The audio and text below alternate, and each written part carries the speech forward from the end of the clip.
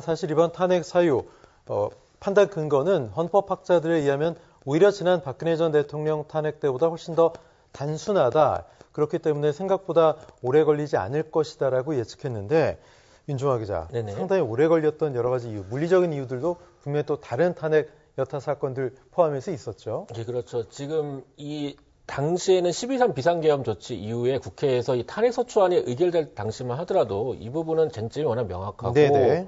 12.3 이 비상계엄 당시에 TV로 생중계됐던 부분도 있었기 국민 모두가 때문에 봤잖아요. 이 헌법재판관도 판단이 빠를 것이다라고 당초에는 예측을 했었지만은 사실 탄핵 사유 여러 가지 사유들을 보면은 이 5가지 큰 카테고리로 5가지 탄핵소추 사유에 대한 헌법재판소의 이 꼼꼼하고 법리적으로 문제가 없는 또 국민적인 논란이 없는 판단 내리기 위해서 이 선고가 좀 미뤄진 것으로 보이고요.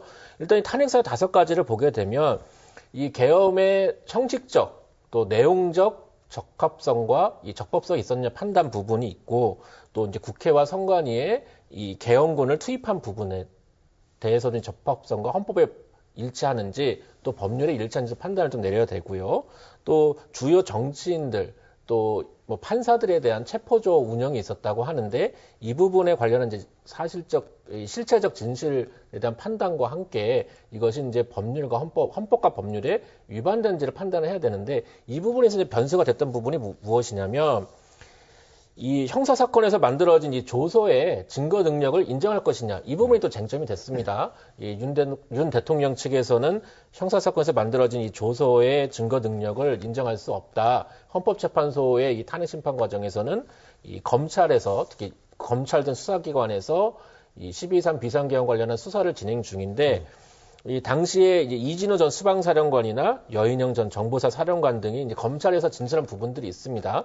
또 이것도 이제 조서로서 문서의 형태로 좀 작성이 돼 있고 존재를 하고 있는데 이런 이 조서들을 수사기관에서 작성한 이 조서를 헌법재판소에서 증거로 채택해서 이 탄핵 심판의 판단 근거로 삼을 수 있느냐 이 부분에 이제 논쟁들이 있거든요.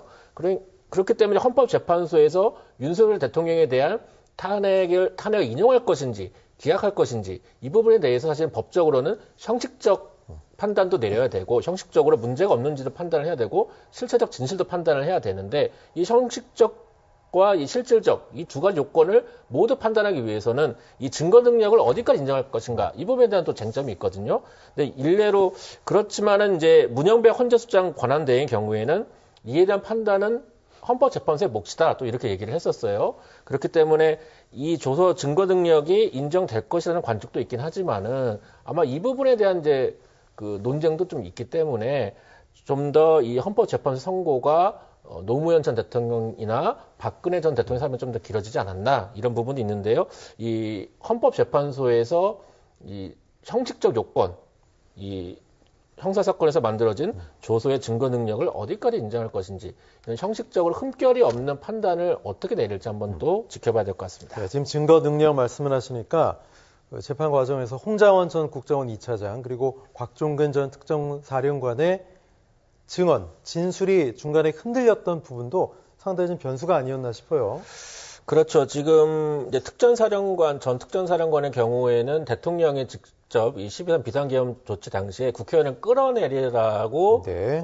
명령 내렸다 진술했다가 정확한 용어가 무엇이냐 했을 때 최종적으로 인원이라고 했어요. 의원이라고 했다가 인원으로 바꿨죠. 그죠? 물론 예. 이제 그 전에 맥락을 볼 때는 아직 뭐 의결 정적수 국회에서 계엄 해제를 위한 의결 정적수가 채워지지 않았다라는 대통령의 이 뭐 지시와 대화가 있었다고 이제 진술을 함으로써 여러 맥락적인 이해가 되더라도 그렇기 때문에 이제 국민의힘 측이나 대통령 측에서는 이 곽정근 전 이 특전사령관의 진술이 오염됐다 이렇게 또 주장을 했었거든요.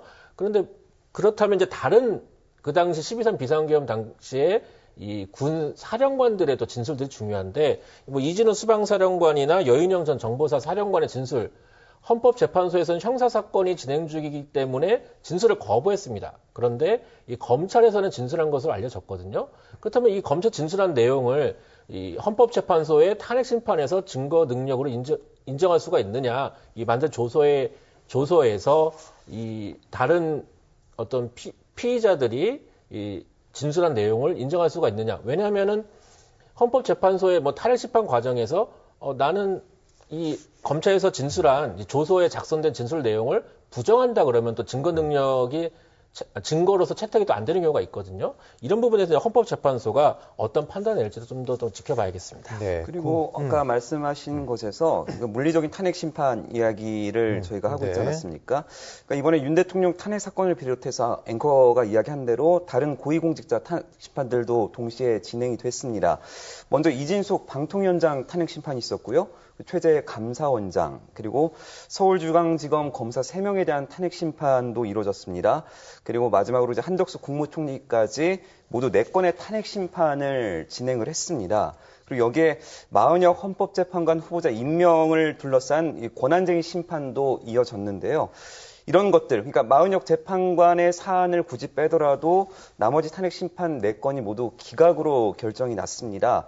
이런 탄핵 심판을 헌재가 계속 진행하면서 윤 대통령의 탄핵 심판도 상당 부분 지연됐을 거라고 보는 분석입니다. 예, 그러면서 중간에 윤석열 대통령이 석방된 것도 어떤 여론의 추이가 조금 변화가 감지되는 그런 사건이 아니었나 싶은데, 자, 윤종아 기자, 네네. 윤 대통령의 석방 사실 국회 소추인단 측도 그렇고 국민들도 약간 좀 당황했던 그런 당시 측면이 있었거든요. 그래서 이제 지기현 서울중앙지법 이제 부장판사의 여러 가지 이제 판단 속에서 이 윤석열 대통령에 대한 구속이 취소되는 네. 이제 결정이 좀 내려졌었는데, 이제 관점은 이제 역시 형식상의 요건과 그러니까 대통령을 구속하기 위한 형식상의 요건과 이제 실질적 요건에 대한 판단 부분이 있었습니다.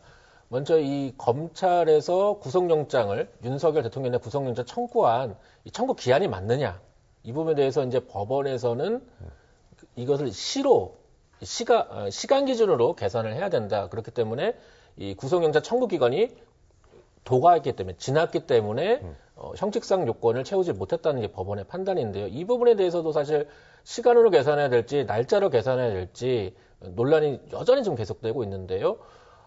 또 하나는 이 윤석열 대통령에 대한 이 구속영장 청구에 있어서 이 현재 내란 우두머리 혐의로 기소된 이 윤 대통령에 대해서 이제 공수처가 수사를 한 것이 적법하냐, 그러니까 공수처가 내란 혐의에 관련한 이 내란죄에 대한 수사 권한이 있느냐 이 부분인데, 공수처에서는 이 대통령의 권한 남용에 관한 혐의를 수사하다가 이후에 내란 혐의에 대해서 인지를 했기 때문에 문제가 없다는 입장이지만은, 당시 법원의 판단에서는 이 대통령에 대한 이 내란죄 수사에 대한 이 공수처나 이 수사기관의 이 권한이 맞느냐에 대한 정확한 판단이 좀 필요하다. 또 이런 것도 부연 설명했었거든요. 그래서 결국에는 이제 윤 대통령에 대한 이제 구속이 이제 취소가 됐고, 검찰에서도 즉시 항고를 하지 않았고요. 이 검찰 즉시 항고를 하지 않은 부분에 대한 논란도 계속되고 있는데, 아마 이제 윤석열 대통령에 대한 오늘 헌법재판소의 탄핵 심판 결과, 이 헌법재판소도 판단이 또 이뤄진다면은 아마 윤 대통령에 대한 이 구속 여부에 대해서 다시금 또 이 논란의 이 테이블에 또 올라올 것으로 보입니다.